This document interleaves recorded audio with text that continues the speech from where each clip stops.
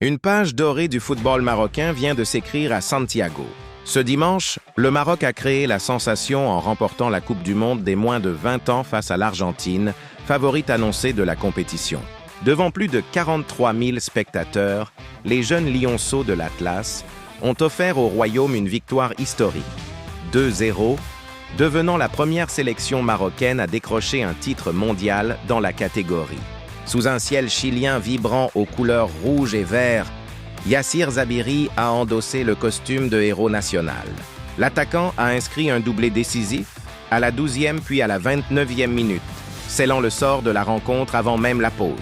Le premier but, un coup franc magistral, a laissé le gardien argentin sans réaction, tandis que le second a achevé les espoirs des albicélestes, impuissants face à la fougue et la discipline marocaine. Cette victoire n'est pas un simple exploit sportif, c'est le symbole d'une génération audacieuse, formée dans la continuité du projet initié après la Coupe du Monde 2022 au Qatar.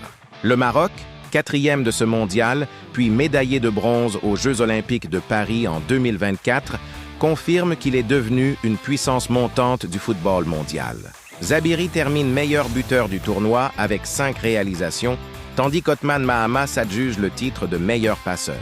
Leur complicité, sublimée par la vitesse de Jessim Yassine, a formé une attaque redoutable, capable de rivaliser avec les meilleures nations du monde.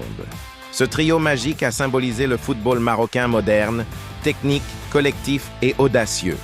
Face à l'Argentine, 6 fois championne du monde U20, les jeunes Marocains ont affiché une maturité exceptionnelle. Calmes, organisés et inspirés, ils ont maîtrisé le rythme du match du début à la fin, sans jamais trembler. À l'issue de la rencontre, les images de joie des joueurs marocains, drapeau à la main, ont inondé les réseaux sociaux, faisant vibrer tout un continent. Lionel Messi, témoin privilégié depuis l'Argentine, a d'ailleurs tenu à saluer le courage de ses jeunes compatriotes, tout en félicitant les vainqueurs. « Gardez la tête haute, les gars! Vous avez fait un tournoi incroyable », a-t-il écrit sur Instagram.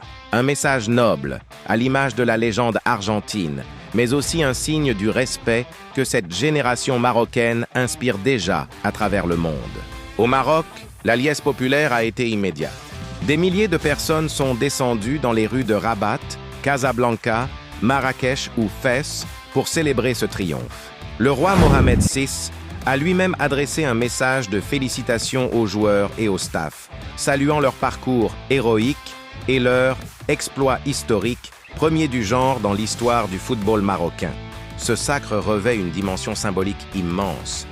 Il incarne la réussite du projet de formation nationale soutenu par la Fédération royale marocaine de football et l'investissement continu dans les infrastructures sportives, comme le centre Mohamed VI de Mahamora. Le Maroc récolte aujourd'hui les fruits d'un travail planifié, patient et visionnaire. Le parcours des lionceaux force le respect.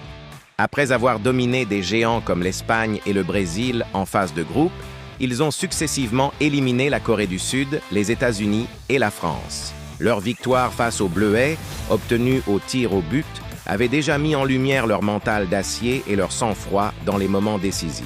En battant l'Argentine, le Maroc devient la 2e nation africaine de l'histoire à soulever la Coupe du Monde U20, après le Ghana en 2009. Une prouesse qui confirme la montée en puissance du football africain sur la scène internationale.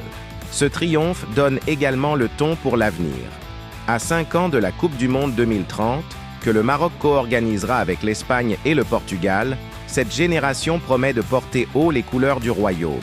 Le pays tout entier rêve déjà d'une nouvelle épopée, cette fois chez les A, sur la terre du football mondial. Le Maroc a non seulement gagné un trophée, mais aussi le respect du monde entier. Il a prouvé qu'avec du travail, de la vision et du cœur, l'impossible pouvait devenir réalité. Ce 16 octobre 2025 restera gravé dans l'histoire du sport marocain comme le jour où les lionceaux sont devenus rois du monde.